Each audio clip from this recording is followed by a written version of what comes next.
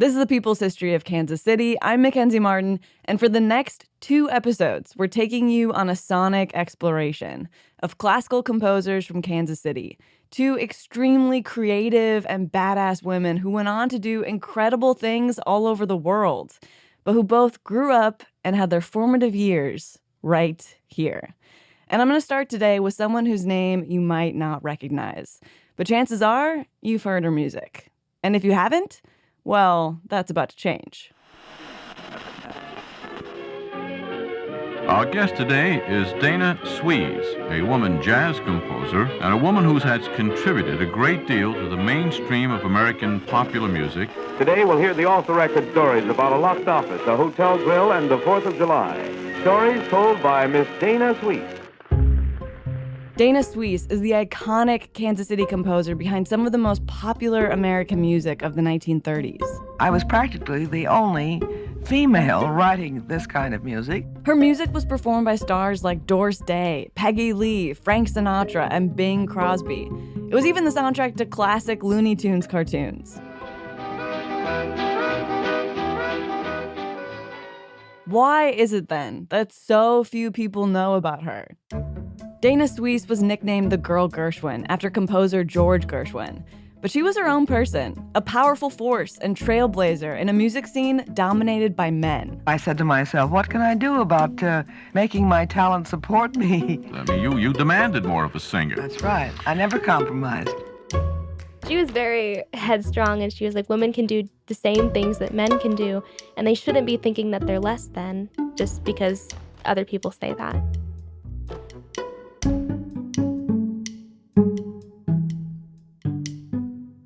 So we're doing this 2-part series as a collaboration with KCUR's sister station, 91.9 Classical KC. Everyone knows those guys, right? Hello, it's Madden from Kansas City, and you're listening to 91.9 Classical KC and classicalkc.org. Classical music for everyone. Part of Classical KC's mission is to highlight underrepresented artists, and Kansas City artists in particular. So they're a perfect pairing for our show. And this specific story is all thanks to CKC producer Lila Manning, who I sat down with recently. Testing, Peter Piper picked a peck of pickled peppers. I don't think I can say the same thing. That's my go-to one that I've been using for like a solid 7 years. Yeah, I can tell. It really rolls off very naturally. Okay, so before we get into Dana Suesse, though, I am curious, what is your connection to music? Like, how did you end up here at KCUR and Classical KC? So I've been surrounded by classical music for basically my whole life. It's what I loved listening to as a kid in the car. Then I just kind of got obsessed with it for the rest of my middle school, high school, and college years.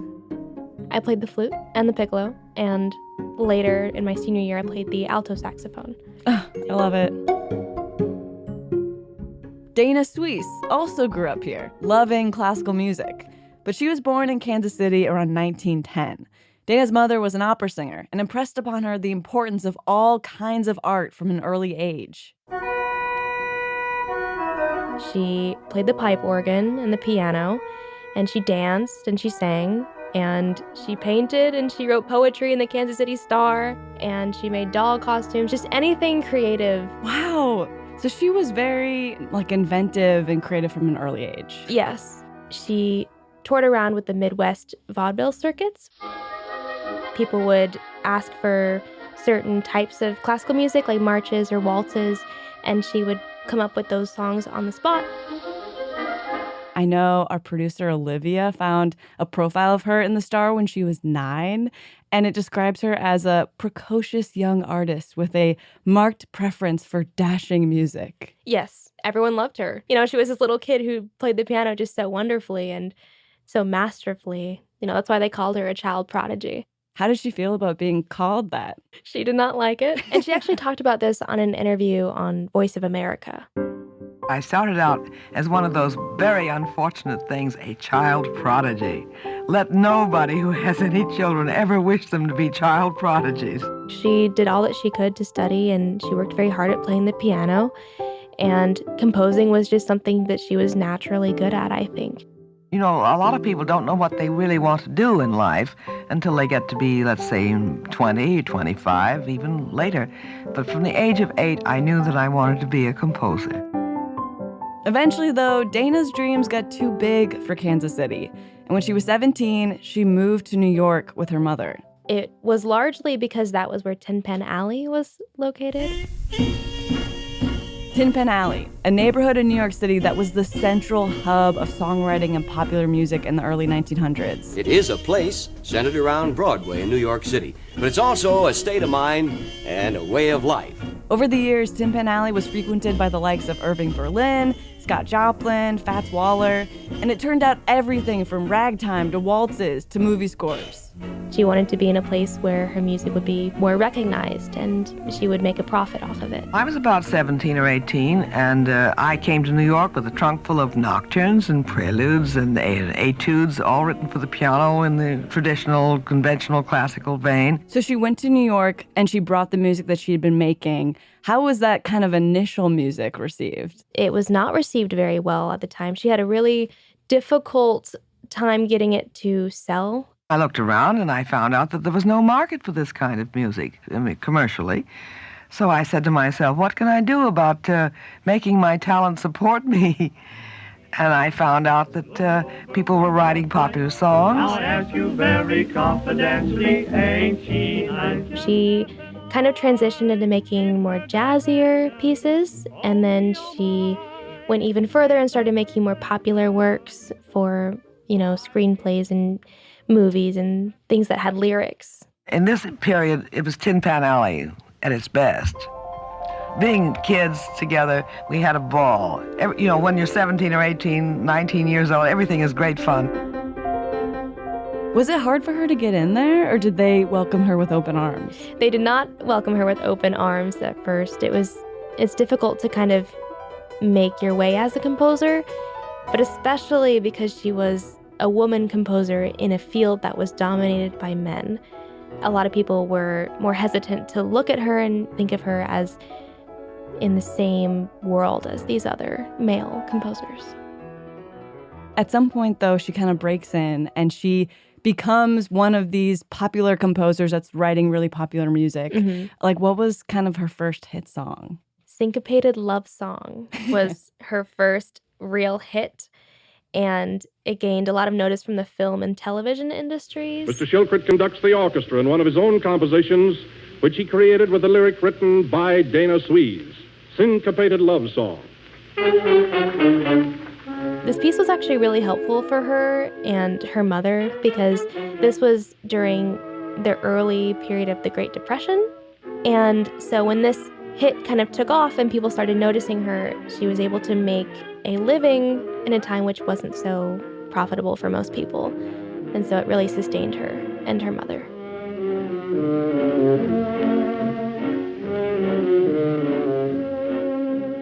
I know Dana Suesse collaborated with a lot of people, some of whom were very famous. But I want to ask you about a guy she wrote with a lot named Eddie Heyman. Paramount Pictorial has asked us to say a few words about our work. Yes, his name was Edward Heyman. He went by Eddie for short. Well, I better start first by introducing the other member of us, Miss Dana Suesse. Dana is a composer. She writes the music, and I try to invent lyrics as good as her melodies. Some job. Thanks, Eddie. I hope the folks will think so, too. So they were very close friends. First, we're going to do Ho Hum for you. Ho hum, spring is here now. He had just gotten out of college. He was in his early 20s, and so was she. Love is near now for you and me. One of their most popular songs was You Oughta Be in Pictures. At that time, we were under contract to a publisher. She said that they were both very headstrong and cocky in their youth, and so they had told their producer that they could write a hit song whenever they felt like it. He said, I bet you couldn't write one right on the spot. And Eddie and I looked at each other and we said, we'll take you on. So he locked us into one of the piano rooms at the publishing house. And we said, we'll write you a hit tune in 15 minutes. And we came out with You Oughta Be in Pictures in 12 minutes. I just got chills. Less than 15 minutes? Yes. And it became kind of the unofficial anthem of the American motion picture industry. It's in a lot of Looney Tunes content and just a whole bunch of media in general. That's how well they worked together, is they could just pump out music. Also, the confidence to say that to a producer. Oh, for sure. Oh my God. I know, especially when they were so young.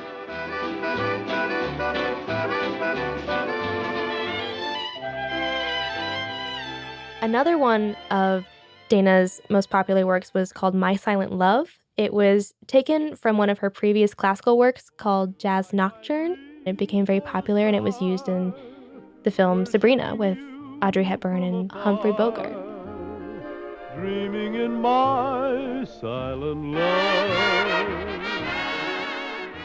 In a 1942 radio interview, Dana tells the story of how she and Eddie Heyman wrote this song, and it's absolutely wild. Eddie and I were in one of the music rooms of a publishing house which was then at 48th Street and Broadway, a very busy corner. So it's late afternoon, right? And they're in this music room, and they get into this super heated argument over lyrics. It wasn't just a simple case of stringing one word after another, then, eh? I should say not. That was one thing Eddie and I did agree on without any arguing. They were in the music room for so long that no one knew they were in there. So when the last person left for the day, they set a time lock on the door, locking Eddie and Dana in. And I suppose when you and Eddie Heyman did decide to go home, you found you were prisoners in Tin Pan Alley. Exactly. We couldn't get the door open, of course. We couldn't raise the janitor, and the sidewalk looked awfully far away. Well, did someone finally come to your rescue? Yes, the fire department. The fire department? Mm-hmm, believe it or not. We had practically resigned ourselves to spending the night there, when we suddenly had the bright idea of calling up the fire department and asking them to help us out. Literally help out, that is, out the window via ladder. So hundreds of people stood on the sidewalk and watched as the great Dana Suesse and Edward Heyman, as Dana put it, descended the fire ladder escorted by husky firemen. If the fire department didn't appreciate the joke, at least Eddie and myself and the crowd did. This was not the first time Dana Suesse had a musical epiphany after being locked in a studio, and it wouldn't be the last. In fact, once she got locked in the studio mid-interview with a reporter at the Kansas City Star, he later wrote, Dana Suesse does everything with an infinite vigor. She attacks the piano as if her life depends on it. Yeah. She has some crazy stories from her producing and composing days.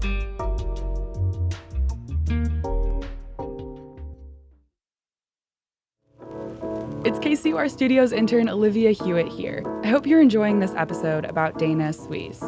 Some audiophiles maybe noticed this already, but I wanted to point out that a lot of what you're hearing in this episode are analog recordings. And we actually have a whole episode of A People's History of Kansas City that is sort of a tribute of sorts to analog audio and how much we love cassette tapes.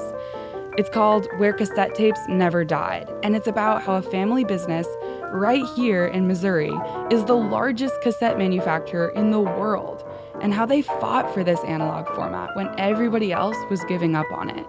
You can check it out right now by scrolling down in the feed. Thanks for listening. Okay, Lila, something we have not yet discussed very much is how regularly Dana Suesse used to get compared to the prolific composer George Gershwin. Mm-hmm. She combined a whole bunch of different influences, from her lessons in Kansas City with her piano teachers, her more classical works. She combined them with a jazz influence from Tin Pan Alley and from other popular composers during this time. He kind of did the same thing. The comparison was so common, in fact, that in 1933, the New Yorker coins a nickname for Dana, the Girl Gershwin. And this nickname, it follows her throughout her entire life. And I'm curious, how did she feel about that? She didn't really like it a whole lot because, everyone kind of knew her as the Girl Gershwin when she was Dana Suesse. But, George Gershwin was a very prominent figure. So that kind of a comparison was a pretty big deal. I know Sarah Davis Buchner, who is a world-renowned pianist and champion of Dana's work, who you talked to for your story, has since said that they got it wrong. I think they had it backwards. They could have called Gershwin the boy Suisse, for in fact she was far more rigorously trained as a classical composer than Gershwin. Yeah, and I definitely agree with that. And at the same time, I kind of wish that they could also be separate, too, because they both had their own unique identities. And so I think even though she benefited a lot from the title The Girl Gershwin, because it really got her name out there and put her on the same platform as George Gershwin, it's also unfortunate at the same time that she couldn't just be Dana Suisse and couldn't just be herself and her music. So to me, it's both a benefit and a downfall. What other ways do you think gender played into the trajectory of her career? So she did say she had some advantages because she made more of an impact as a woman composer because people were like, oh, this is unusual. I actually think Harold Boxer on Voice of America used that exact word. You were making rather unusual waves. You were a woman composer in what was essentially a male field of dominance. Were you aware of this at all, or were you just riding along and accepting this as something, well... Well, I was well aware of it because, for several reasons. I was practically the only female writing this kind of music. I was lucky because I really didn't have much competition because nobody else was doing it. Now, I never had to hire a press agent because it was always a good story to have all these different facets rolled into one female, young composer and performer. This was good copy, you see. Well, you left out one most important adjective, and that was talent. Well, this is a gift that is given you, and the only responsibility you have and the only credit you can take for any gift like that is the development of it and the care of it. Even though it was probably terrifying for her, she also had a goal and she wanted to reach that. I have to say, hearing her in archival interviews, especially later in her life when she's looking back, you can hear that. Like, I feel like she has a very tough approach to interviewers and she's very bold. And it is a really kind of empowering energy that she gives off. Oh, for sure. And I feel like in order for her to pursue her goals, she kind of had to be like that. She had to be very dominant in the music world and she had to put her foot down on things because people viewed her as lesser than.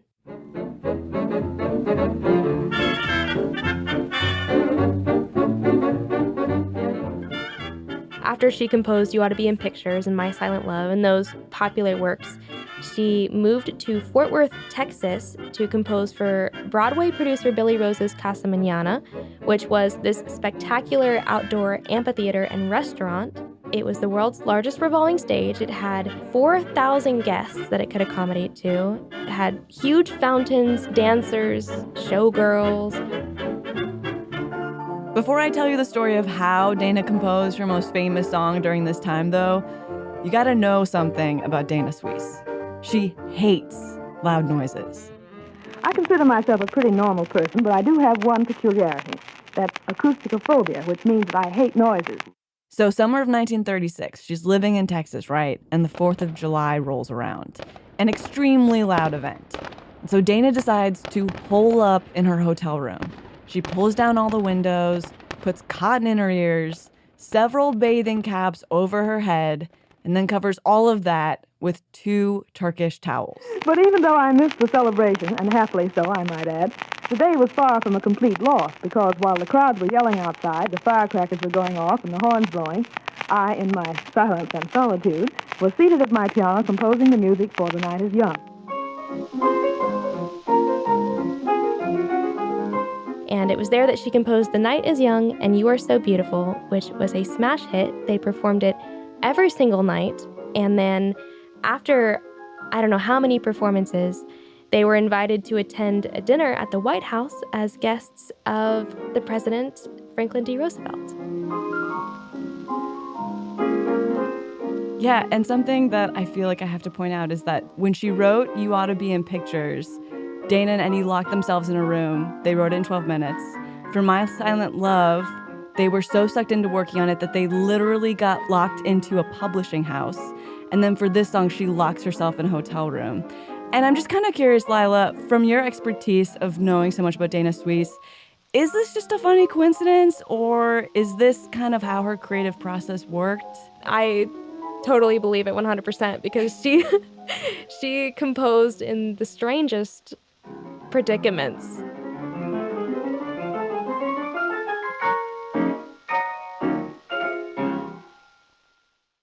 So we talked a lot about kind of the height of Dana Suesse's career, New York and other places. But what were her later years like the second half of the 20th century? What was she doing around then? How was her music perceived? Yeah, so she experienced a lot of fame and a lot of popularity with her popular works in the 30s and 40s. But then in the 60s, whenever the rock and roll epidemic kind of floods in with the Rolling Stones and the Beatles, a lot of those composers were kind of pushed to the side. Moving into the 70s, Dana Suesse is in her 60s now. And this is when an important person comes into her life. Peter Minton is still alive. And he was a really important interview for you as you were researching Dana Suesse. Tell me about him. So Peter Minton is a very established American pianist. He's very talented. And he is also probably the biggest fan of Dana Suesse out there. This is Blue Moonlight, a piano solo composed by the former owner of this piano, Dana Suesse. He discovered Dana Suesse's music whenever he was a teenager, and he sent his own recordings of her music to her in the mail at the age of 21. Dana would not listen to it because, in her words, she said, "Here we go, another no-talent amateur wanting an audition." Oh my God. He wanted to send me a tape of his playing. I said, "I'm sorry, but I don't have any way of playing his tape recording." Then I got to thinking, this is most ungracious of me. It's not going to kill me to listen to his tape. So she played it for some friend at Thanksgiving, and she said, "Listen to this." And they said, "Well, that's a recording of you, isn't it, Dana?" And she said, "No, it's this nutty guy in San Francisco who's a fan of my music." I think that also showcases some of her humor, too, because she was like, she's very tough. She called him a no-talent amateur. I mean, like a lot of women these days, you know, we're always saying no worries and putting smiley emojis on everything. And Dana Suesse was definitely like a period person. Oh, for sure. She was like, I will not listen to this because it's not worth my time. We should be very grateful that she did decide to give his music a listen because it transformed into something much bigger. So she finally called me sometime in 1972, I think it was. And we started corresponding. And she invited me to come visit her where she lived in Connecticut. He spent a whole week in their guest room, and she played for him so much music and told him so many stories. And she pulled out everything from her attic to show him. And Peter kind of held a lot of things together for Dana. He was a very big encouragement for her music and promoting all of her popular works and her classical pieces too. He made a promise to her to continue promoting her songs. He encouraged her to put on a performance at Carnegie Hall of all of her music, and it was kind of one last final hurrah of everything that she's ever created. Amazing.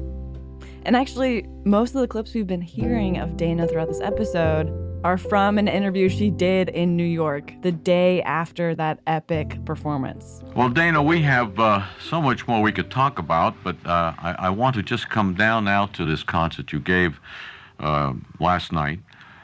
You had the distinction of having a concert in Carnegie Hall of all the music of Dana Suesse. And I say all, but all of the music that Dana Suesse would have performed on a 2-hour concert program. You probably have enough music to do 8 concerts. I do have enough music to have another concert or even a third concert. But this was all I could accommodate for one. I'd reach for you like I'd reach for a star, worshiping you from afar. We'll continue listening to that music, I assume, for many, many, many years to come, and for the many generations that come after us. They will always have the legacy of the music of Dana Suesse. Thank you, Dana Suesse. Thank you, Harold Boxer.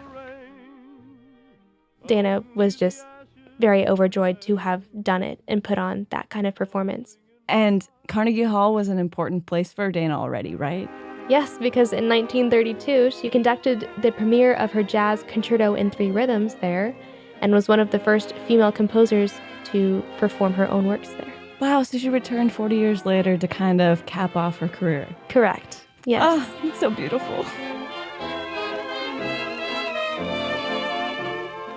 And actually, another thing that is really cool that I learned, and I have a photo, October 1st, 1982 was proclaimed Dana Suesse Day in Kansas City.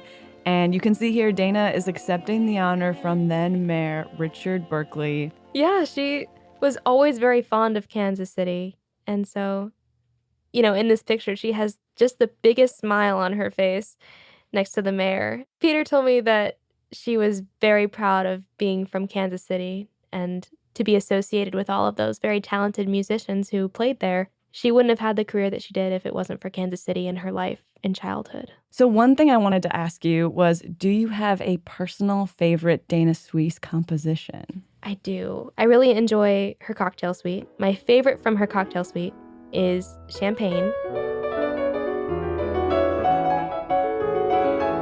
It's very sparkly. It reminds me of looking at a huge chandelier in a big ballroom.